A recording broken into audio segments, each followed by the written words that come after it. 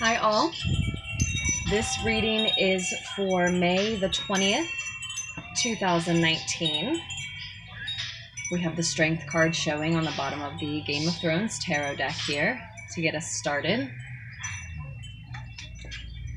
I know I have fallen off with the lunar pulls for 3 or 4 days. That's why I'm not calling them daily lunar pulls anymore, because I know I'm not ready to, oh darn, promise them daily.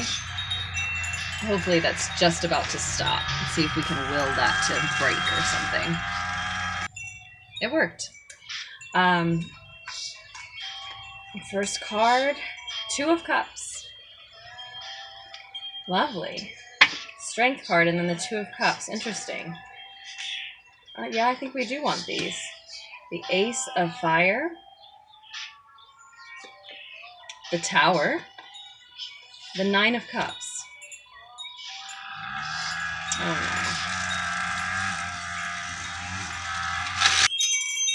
no. Okay, so I had to, oops, sorry about that, go ahead and get the cards out for us. And I've got to get the lighting right for us too. Okay, you might be able to see these cards a little bit better with that lighting. It's not much, but I'm sorry if the music is annoying. I feel like I have to have it on. Someone said, sorry about the shaking again. Someone said that it sounded like voices in the background, so hopefully you can ignore that or just pretend like it's spirit guides. It feels like that's not pretend sometimes, because the lyrics actually do emphasize or alert me to what is going on in the spread. They sometimes, you know, they sort of support what is already coming through. But as I was saying about the lunar pulls, I know I haven't done one in a few days. I fell right off with those for 3 or 4 days, and I hope I made it up to you all that enjoy the lunar pulls a little bit by doing a pick a card reading for the full moon in Scorpio. I know only a few handfuls of people ended up seeing it so far, but it's about what gifts, actually plural, did the Scorpio full moon bring to you or offer you, whether we've acknowledged them or accepted them or not. It may highlight, illuminate, you know, really make it clear what it was that you were offered. So if you're interested in that, that was sort of to try to make up for the lunar pulls and the fact that I couldn't put individual full moon readings out for all of you this month. So if you want to check that out, that pick a card is available as far as May 20th. And I know this is late in the day, but I'm going to turn right around and do one for May 21st and see what we get as well. As far as May 20th, I see some soulmate energy on the table. Totally, honestly, it's just undeniably here. The 2 of Cups and the 6 of Cups on the bottom of the deck. This is certainly about someone that you have fond memories with, about, nostalgic feelings toward, a familial type of love for, a partnership, a deep bond like a soulmate, even if it's as pictured here, a sibling, a close friend, just a family member of another type. And I feel like,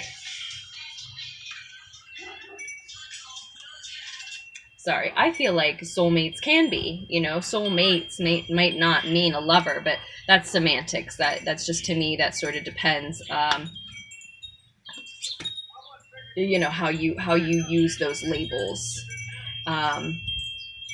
But there's a couple forming today. The message is for someone who sees a couple forming. Again, a deep bond and partnership wherein love between these two people is understood. You understand what one another means by love, what one another expects and wants from love. You understand the way the other person loves, and you can receive it. And this is also someone that you feel really passionate for. So I lean towards thinking it is a romantic partnership for me. But of course, it could be a couple or a bond of any kind. Maybe you feel passionately toward this person or inspired to care for this person for some other reason. Some of you, though, will be forming a couple today, allowing that passion to take hold, having a physical, intimate encounter with this person who you're forming a couple or a partnership with today, and you're headed toward motherhood and the outcome of the situation. So if that's not something that you want, then be careful. Again, sorry, I couldn't wait to lay these cards out. I think we got 4 of them out while you were watching, and then with all the noise, I just wanted to at least go ahead and put the spread down. I couldn't do it on camera, but that's not for everybody, but that is certainly the trajectory I see for a lot of you.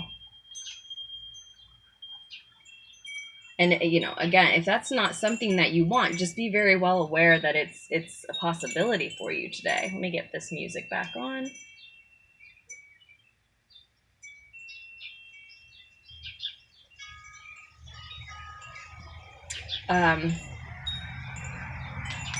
This is all rooted in the Tower moment. There's been some type of breakthrough in the root of the situation, truth revealed because lots of things fell apart.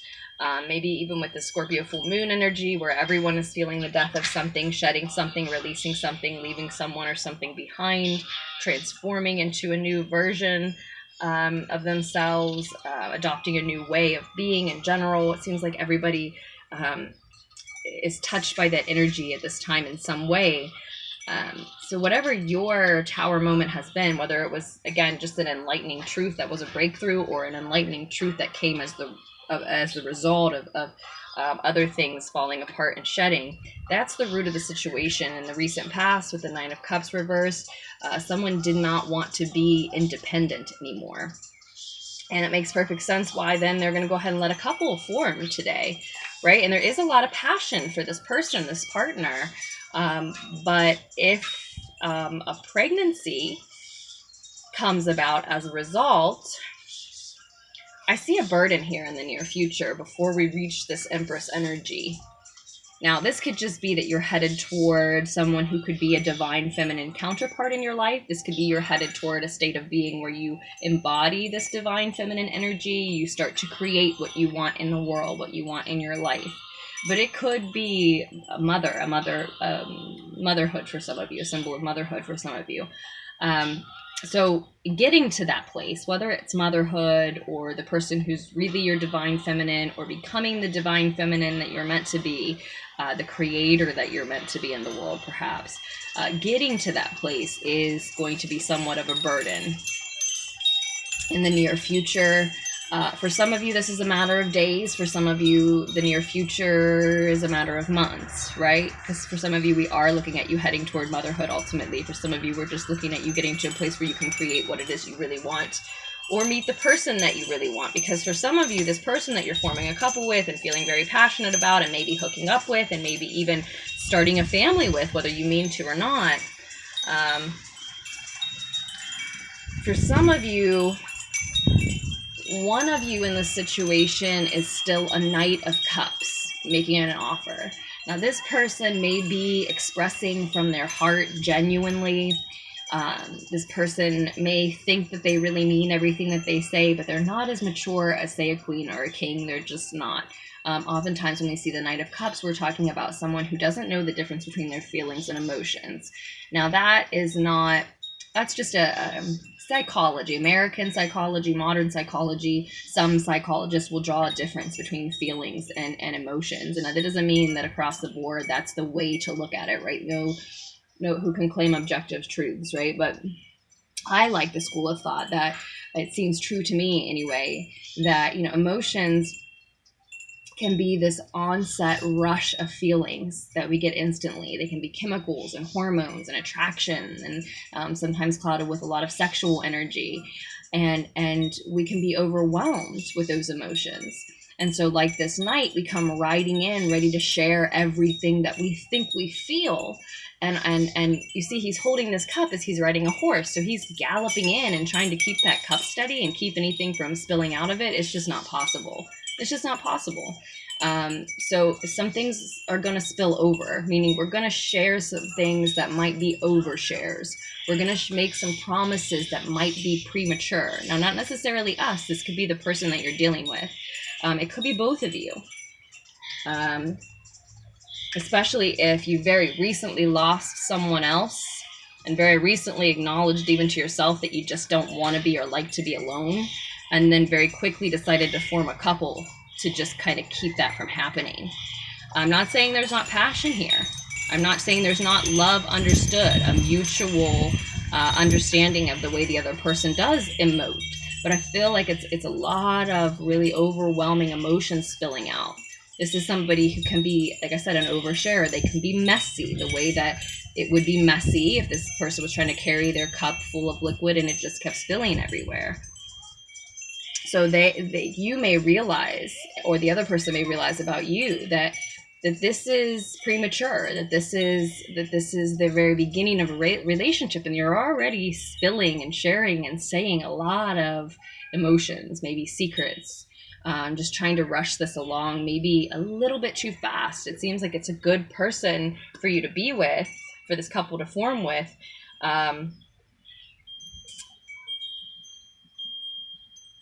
It's just, it doesn't need to be so fast.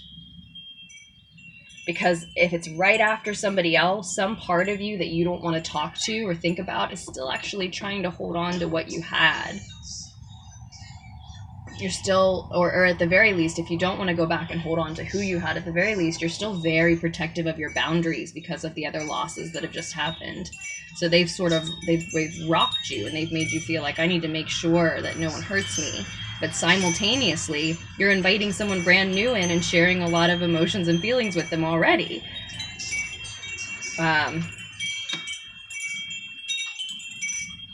Lean into that side of you that wants to be protective of your boundaries.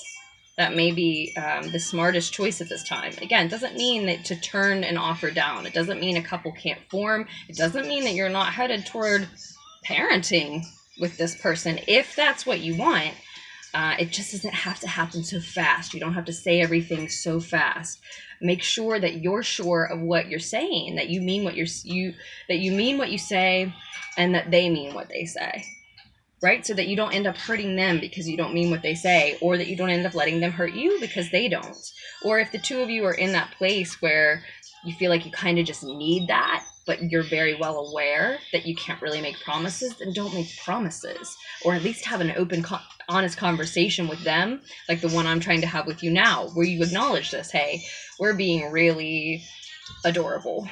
I think that there's a lot of feelings here. I care about you a lot, but have you noticed that this is all really fast? Maybe we should just sort of like chill a little and let each other off the hook if we've said anything that's too much, too soon, too fast so far, right? Something, use your words, use your ideas.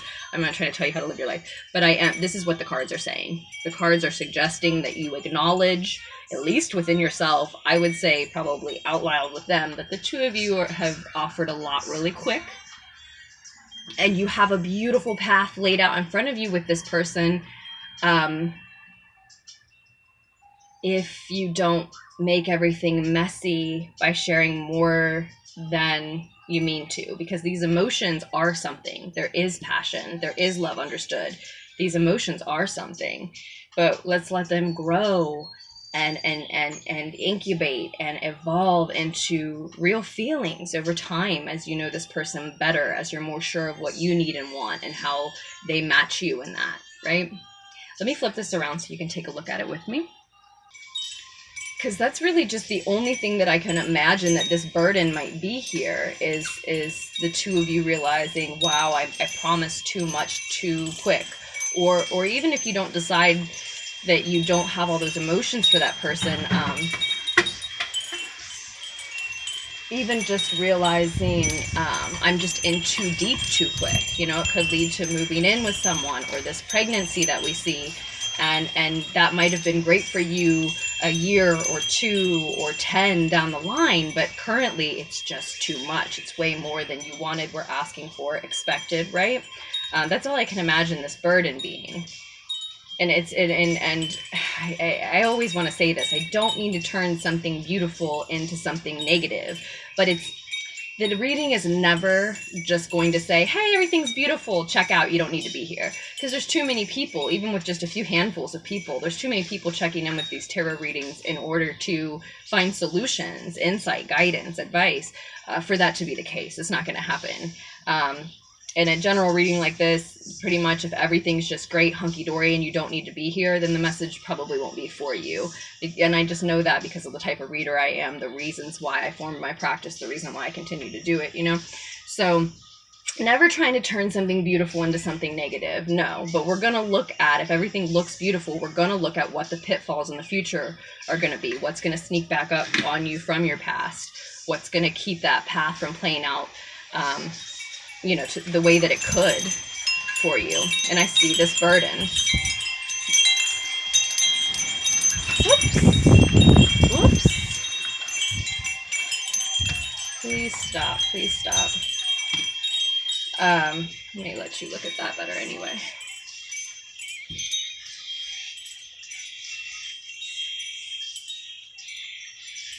But yeah, I see this burden in the near future just being something that's like, too heavy to carry, or just really heavy. I mean, sometimes with that 10 of Wands, this person makes it all the way to the end of their journey and doesn't drop anything, doesn't lose anything.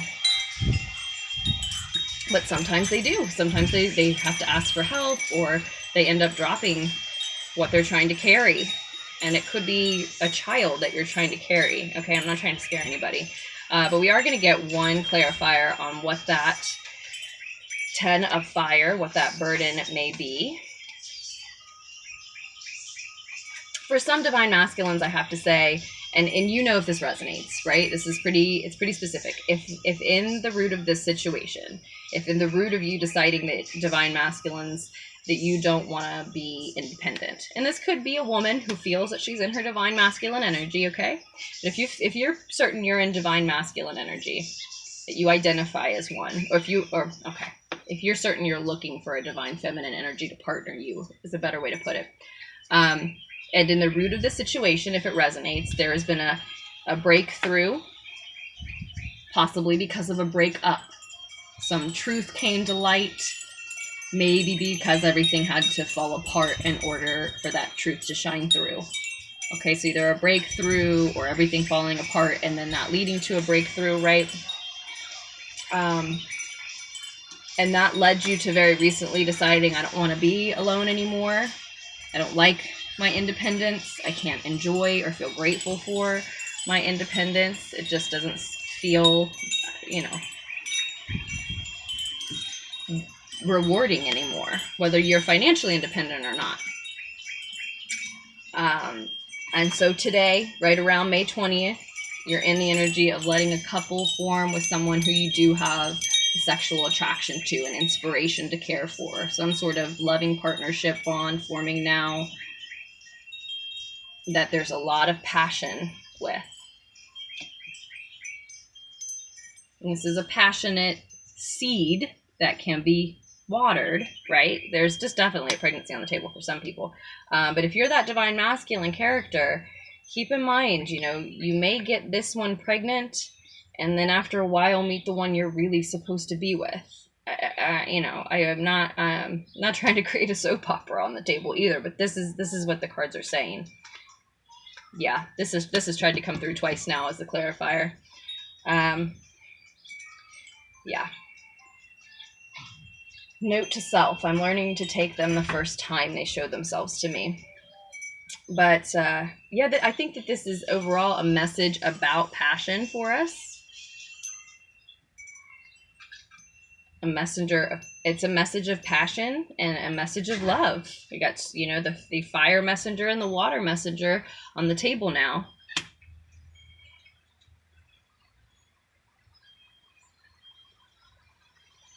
So this burden in the near future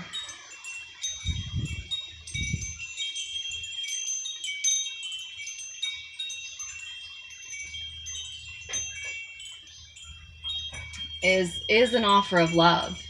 So you may have this passionate couple forming and then be headed toward who you're really supposed to be with, or back to what we said before, for those of you who identify as a divine feminine and are looking to find a divine masculine, or are coupling with one even today, there may be, for either of you, there may be a love offer in the near future that becomes a burden because you've already formed this couple. You've already rushed into this commitment, maybe pregnancy. Just be careful if that's not what you want. Just be careful if that's not what you want. But, you know, there may be other offers coming in, either to the person you're with or to yourself as you're already committed to them. And it feels like a burden because you realize, gosh, some of these emotions that I shared weren't really developed feelings. They were just a rush of emotion, chemical, hormone, the need to not be alone, the desire for a partner. And no one is judging you and no one is criticizing you for that. Ultimately, we all find at least moments, if not a whole lifetime, full of not wanting to be alone. I struggle to relate, to be honest. I love my solitude. And so at least I can share with you that I know that that is a place that you can find, because I love it. I love it. So it's harder to relate. But even people like me who thrive on our solitude still find times where we are sick of being alone and we want some company that understands us, that wants to love us in particular specific ways at different times, right? That shares with us. But I just can't help but see that emotion, and I feel a lot of physical confirmation about this, guys, could lead you to rushing into something that could be beautiful after a time, but it just doesn't need to be rushed so hard today, right now. And it does, and you do. And if this is what you want, if you're sure that this is the person forever and you want motherhood with them, amazing, because that's where I see it heading. That's what I see happening for you. And then just be sure that they truly feel the same way about you. Are they saying all of these things too quick? Fast forward, project forward a month or two. Do you see them eating some of these words? You know, the thing about it is, if it's really a soulmate or a twin flame or whatever, the type kind of partner that in your mind you label as, and I know that a twin flame is not the same thing as a soulmate to most people. Personally, I think that these journeys look different for all of us. But if you're sure that it's a lasting, soulful, loving partnership, what is the need to rush? Right? If the love is really there, then you already have what's most important, and it will be there as long as it will be there. Yeah. Because one of you, what I'm seeing here with the Four of Cups,